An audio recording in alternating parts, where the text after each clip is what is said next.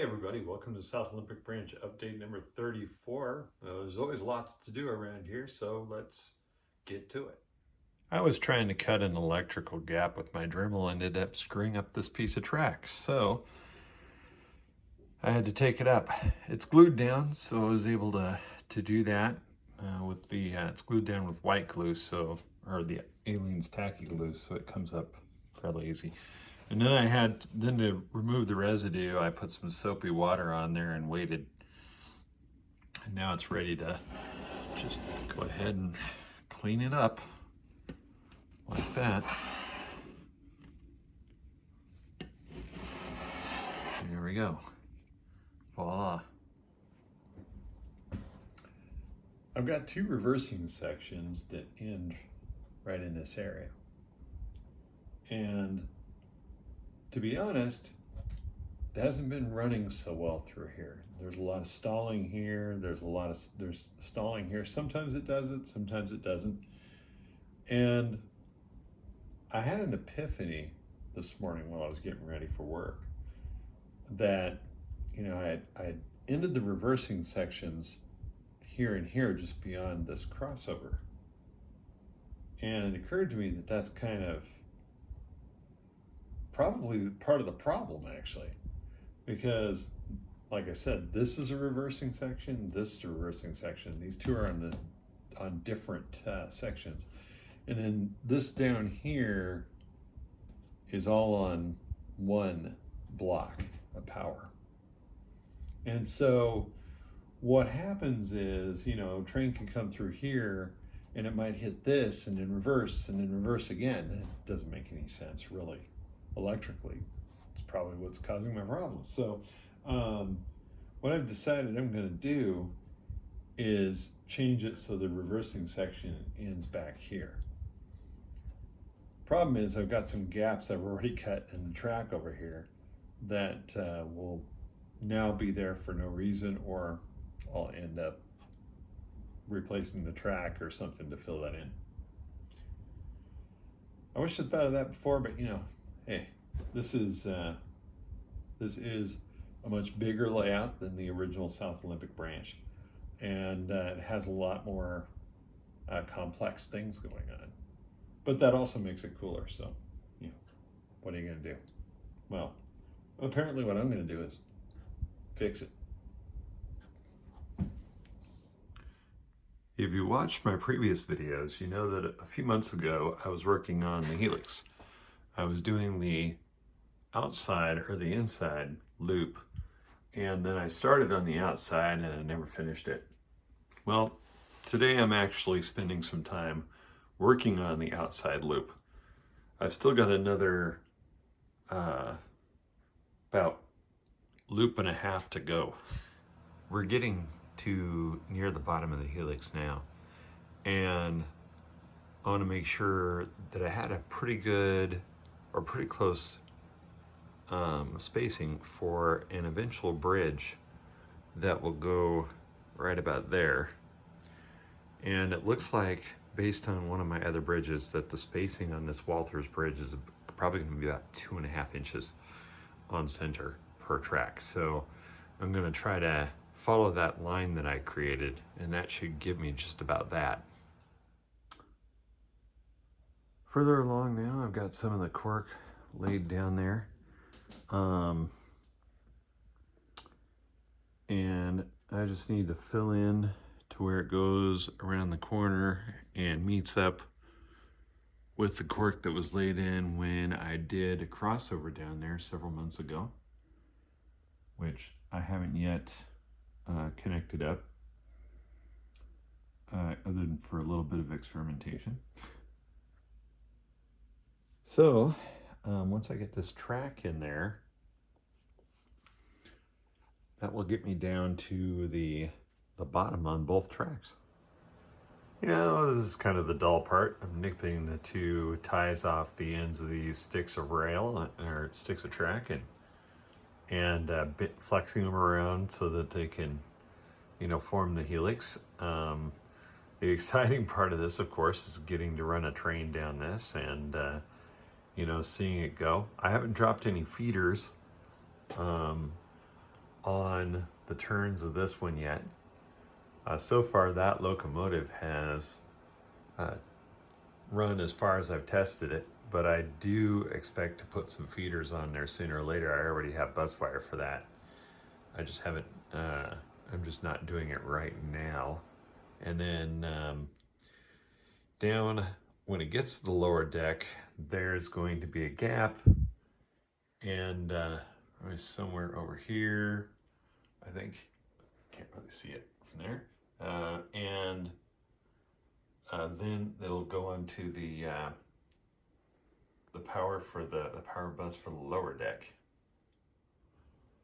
The glue of the cork has set up, and I am done with that part of it, and I'm about ready to lay some track in here.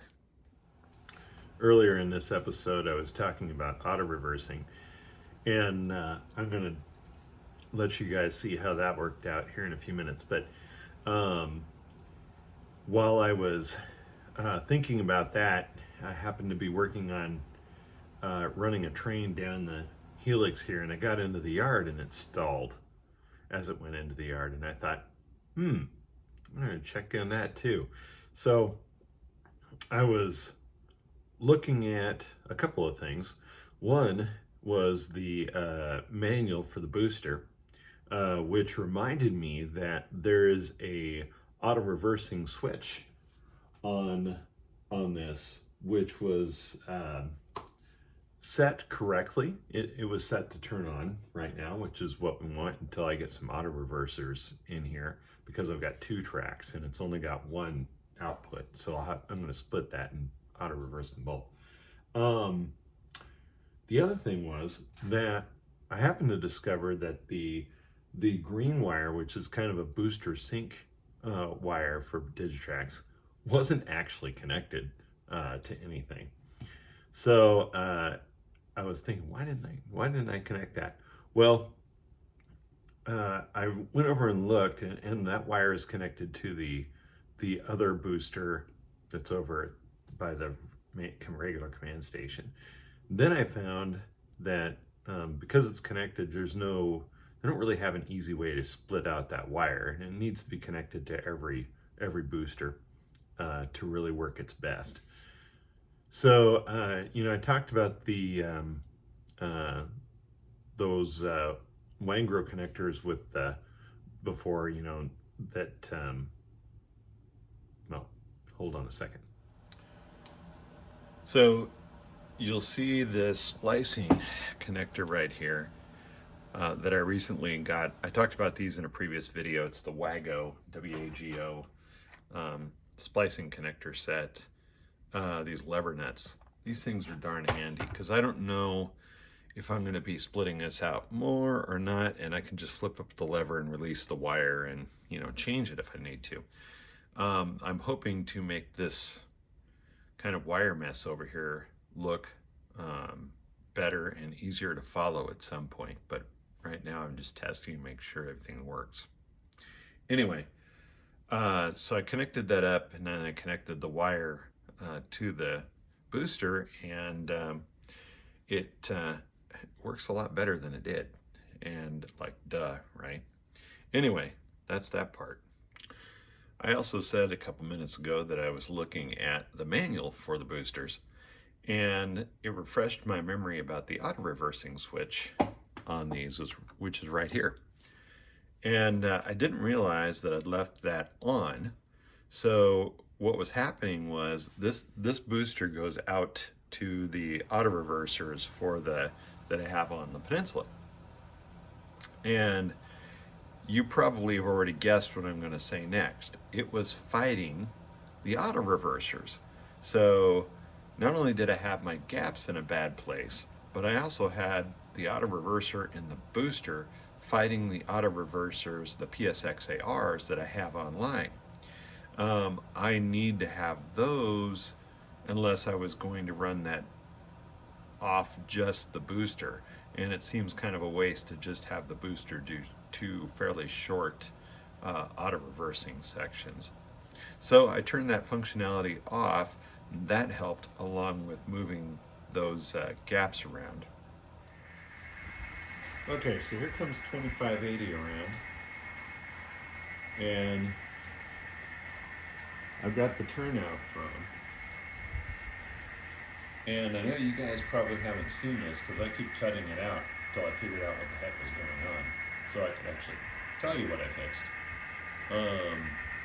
But like I said before, I had the gaps over here. I've now cut the gaps so they're over here and over here. And so the reversing section is just that. Now you notice it's still stalled. And so I've got a little bit of work to do there because I need it to run smooth. The funny thing is that if I run this again through there, it would probably not stall because the reversing section flipped. What I probably am going to end up doing is seeing if I can reverse the wiring so that it'll be,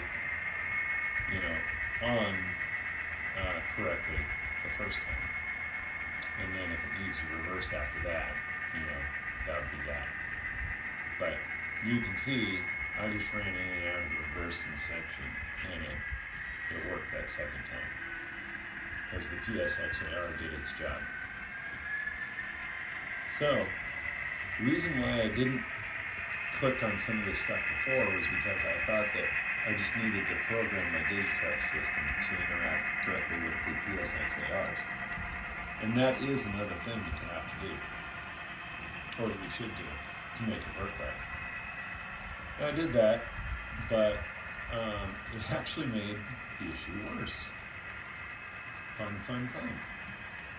So that's when I discovered that I had this other stuff going on. And I'm just going to watch this grain drag go around the peninsula here. No, you'll see it from there, but let's stop this.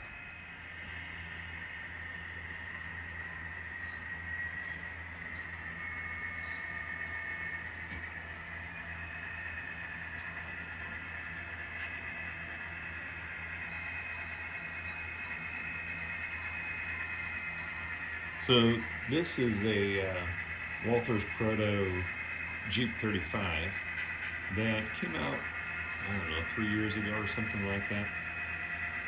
I was told that the model sits higher than the prototype does.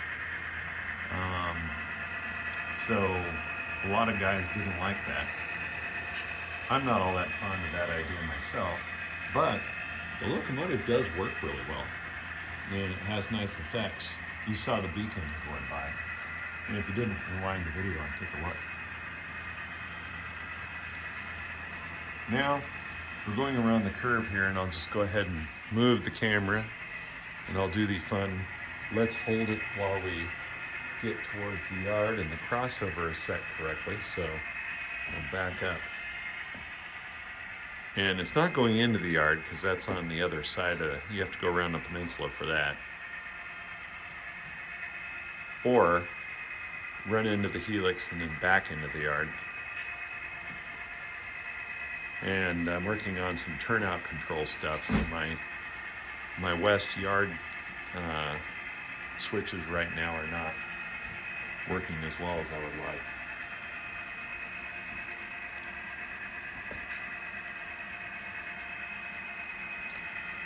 You guys won't mind watching a lot more train running than you usually do, right? In my videos. I'm going to assume y'all are saying yes. Or no. Wait. Whatever. Just watch the video.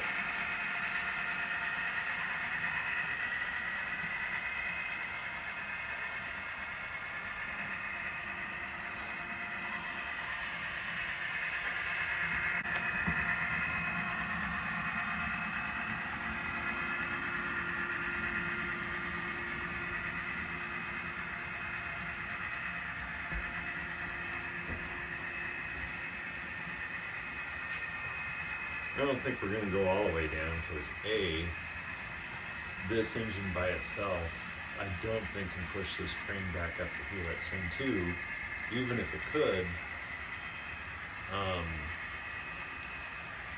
there's nowhere to go yet.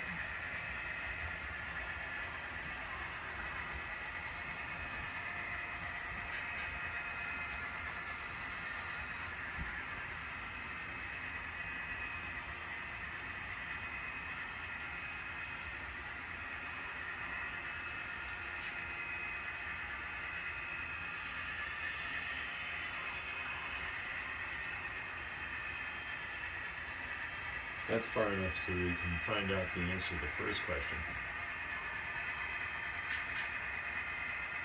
which is, can this train push that? Or this locomotive push that by itself?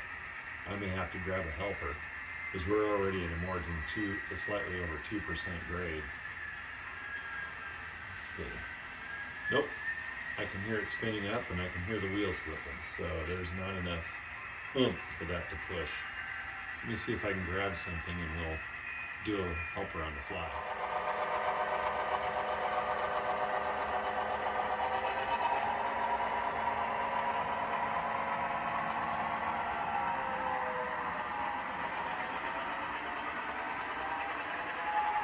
All right, let's see if 1741 can help us out here.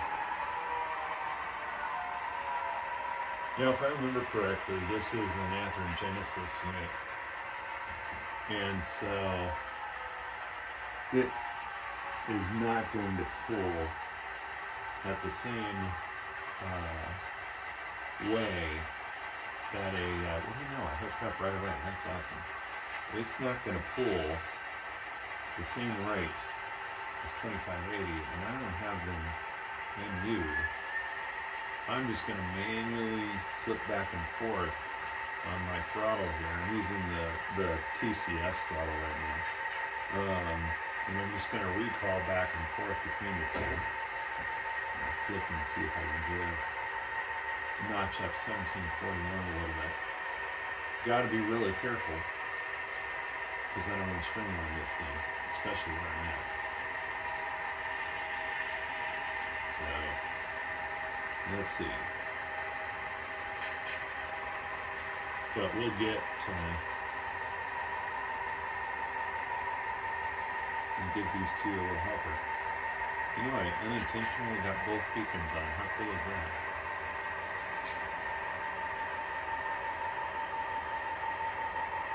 I wonder if I give 2580 another notch. 241. They seem to be doing pretty good right now. That's working pretty well. I don't really hear any wheel slip, which is nice. Move 1741 to notch 7 and see what happens. I'm going to go ahead and move the camera a little bit. You see 1741 approaching.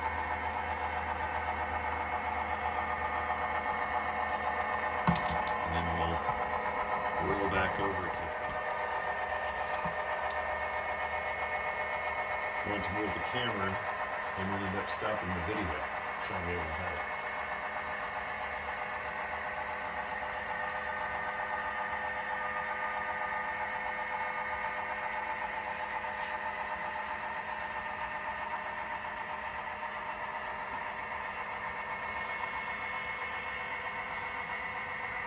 Alright, let's bring it up a little bit. I think it looks like I'm looking at the couplers and they're mashed, so let's pull the slack out a little bit. Alright. Looks like we had a successful drag there, or MU, or distributed power, I guess that would be distributed power. Helper operations.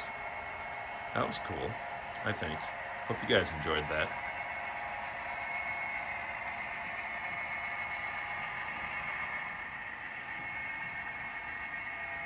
So I'm going to notch that one down, flip over to 2580 and notch it down, and notch them both down to 0. Getting close to finishing gluing down the track. One of my recent subscribers mentioned that it was quote-unquote too bad that I didn't super elevate my track, and I thought, you know what, I didn't think about doing that. You know, I should try that a little bit. So on this line that comes down from the outside, just on the outside, I've got a piece of 100s styrene there, or 10/100ths, 0.010, on the curves, just to see if I like that or not. And if I do, or if maybe I think it needs more, maybe I'll try more in the next round. Now that we've got the track down to the current lowest crossover on the railroad, that'd be that track over there. My next plan is to take this track and feed it from the other end.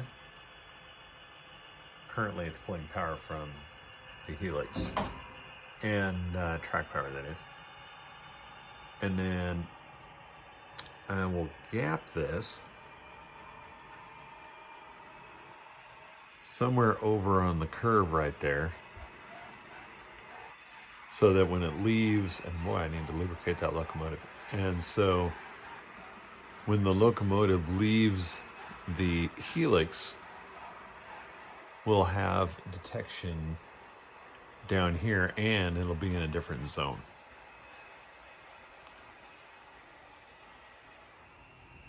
Now I've got the power that is on this lower deck, these two tracks over here, through one zone right now, and I might add a second zone to that later, but I'm kind of guessing here that it's not going to be necessary.